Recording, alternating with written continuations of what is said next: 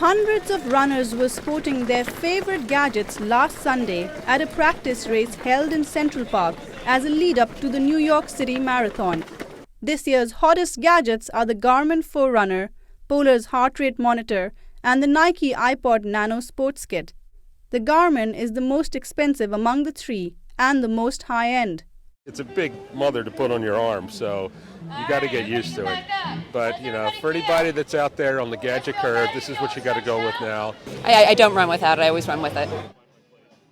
The Garmin 305 has a heart rate monitor and a global positioning device that uses a satellite signal to track the runner's speed and distance through the city.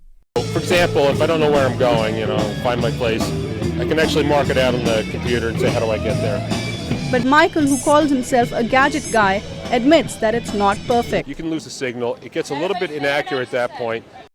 Perhaps this is why some runners prefer Polar's heart rate monitors. You don't have to deal with the satellite signal because it uses a wireless transmitter which calculates time and distance data from a footpod and sends it to a watch. I think a heart rate monitor is really for more serious runners because I think they're really interested in, competing and improving their fitness and their times in the races. You can see if you're improving by how you are doing as far as your heart rate goes.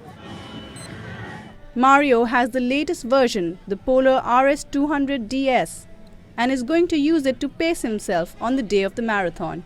I don't want to go out too fast and then die at the end of the race. Gadgets like the Garmin and Polar cost a few $100s. The Nike iPod Nano sports kit is just $30. Runners who are new to the world of marathons are already sold on this gadget. I just did the half marathon in August. So going from pretty much nothing to that is all because of the iPod Nano. So it's pretty much my favorite gadget.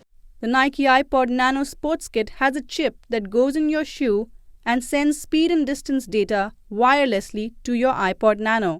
Of course, the iPod Nano also plays music, which some runners say improves their performance. I'm going to wear the iPod during the race. Why?